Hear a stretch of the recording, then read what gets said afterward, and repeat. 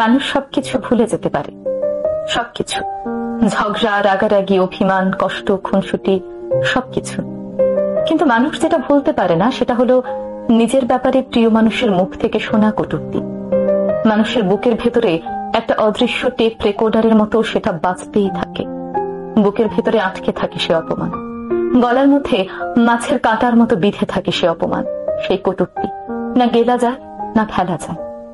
একটা সময় পর আমরা সবকিছু ভুলে যাই, সব আঘাত মুছে যায়। একটা সময় পর আমরা হাসতে শুরু করি, দিব্যি ভালো থাকতে শুরু করি।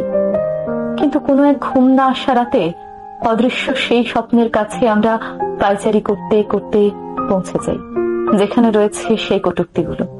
কি ভীষণ কষ্ট হয়, কি ভীষণ যন্ত্রণা হয়। সেই একই রকম যন্ত্রণা আবার ফিরে ফিরে আসে। একটা সময় পর আমরা বুঝতে পারি আমরা মানুষদের ক্ষমা করি, কিন্তু তাদের বলা কথাগুলোকে আমরা কখনোই ক্ষমা করতে পারি না।